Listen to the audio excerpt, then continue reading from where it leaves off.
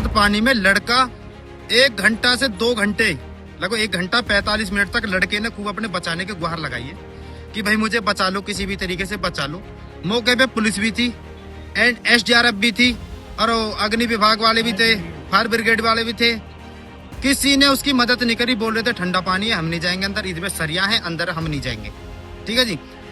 इस मौत का जिम्मेदार सच्चाई बताए तो सरकारी महकमा है। पुलिस अपनी कार्रवाई में लगी हुई थी।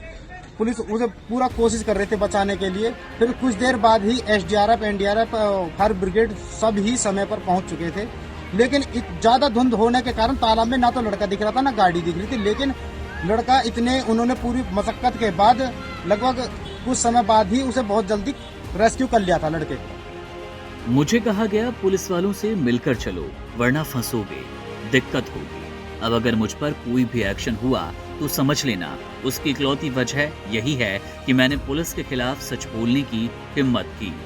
नोएडा के उस खौफनाक हादसे के चश्मदीद का ये तीसरा बयान हमारे सरकारी महकमे के मुंह पर वो तमाचा है जिसने खाकी के इकबाल और प्रशासन की नीयत को पूरी तरह नंगा कर दिया। ये बयान साबित करता है कि नोएडा में सिर्फ इंजीनियर की जान नहीं गई बल्कि सिस्टम ने मिलकर सच का गला घोंटने की कोशिश की। हमारे पास इस मामले के तीनों बयान मौजूद है जो इस केस की पूरी कहानी बयां करते हैं। सुनिए जरा पहला बयान। क्या नाम है आपका? मोनिंदर है जी। कल जो हादसा हुआ था, क्या कुछ पूरा हादसा था? आप चश्मदीद हैं, क्या कुछ देखा और आपने तब बचाने भी उतरे थे, क्या कुछ पूरा मामला रहा, क्या था? इसमें जी जो गाड़ी एक्सीडेंट हुई है कोहरे में, वो करेक्ट 12 बजे के करीब हुई है। गाड़ी गिरने के बाद पानी में लड़का 1 घंटा से 2 घंटे, लगभग 1 घंटा 45 मिनट तक लड़के ने खूब अपने बचाने की गुहार लगाई है कि भाई मुझे बचा लो, किसी भी तरीके से बचा लो। मौके पे पुलिस भी थी एंड SDRF भी थी और अग्नि विभाग वाले भी थे, फायर ब्रिगेड वाले भी थे। किसी ने उसकी मदद नहीं करी। बोल रहे थे ठंडा पानी है, हम नहीं जाएंगे अंदर, इसमें सरिया है, अंदर हम नहीं जाएंगे। ठीक है जी। इस मौत का जिम्मेदार सच्चाई बताए तो सरकारी महकमा है।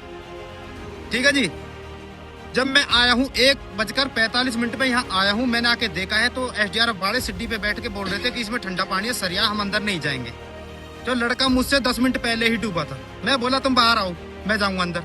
वो बाहर आए, मैंने अपने कपड़े उतारे, मेरे कमर पे अपने पर रस्सा बांधा और कम से कम 50 मीटर अंदर गया मैं। और कम से कम 30 मिनट मैंने वो लड़का ढूंढा अंदर इस पानी में। रात 2:45 बजे 30 मिनट तक मैंने वो लड़का ढूंढा। ना तो मुझे गाड़ी मिली, नहीं मुझे लड़का मिला। फिर ढूंढने के बाद मैं आ गया और आपने उसके बाद 5:30 बजे मैं यहाँ से गया हूँ। 5:30 बजे तक ना ही तो लड़का निकला था, ना ही गाड़ी निकली थी।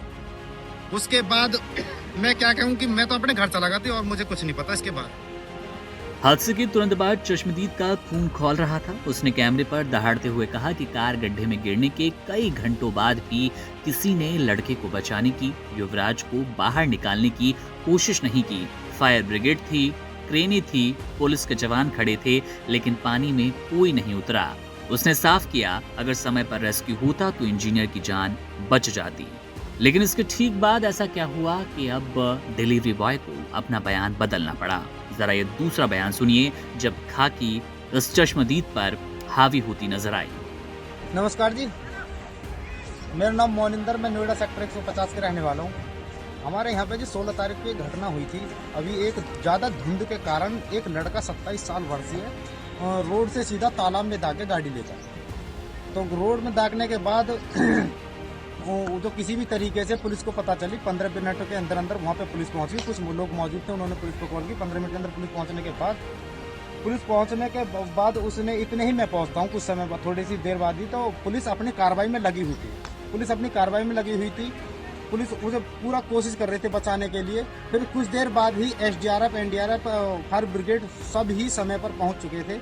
लेकिन ज्यादा धुंध होने के कारण तालाब में ना तो लड़का दिख रहा था ना गाड़ी दिख रही थी। लेकिन लड़का उन्होंने पूरी मशक्कत के बाद लगभग कुछ समय बाद ही उसे बहुत जल्दी रेस्क्यू कर लिया था लड़के को। नोएडा सेक्टर 150 की घटना है ये, 16 तारीख की रात की है जी। जैसा कि आपने सुना, कुछ ही घंटों बाद चश्मदीद के सुर बदल गए। जो शख्स प्रशासन को कोस रहा था अचानक उनकी तारीफ, उनकी मुस्तैदी की बात करने लगा।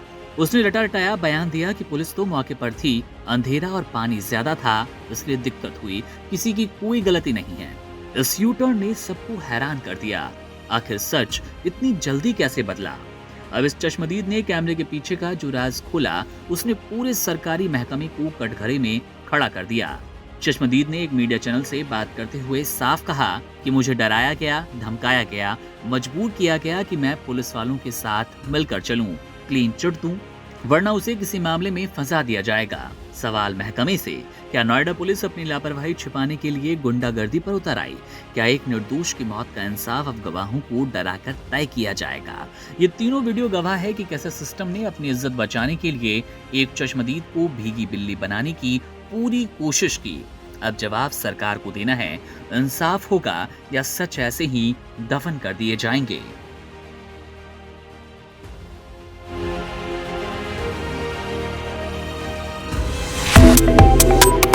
Subscribe to One India and never miss an update. Download the One India app now.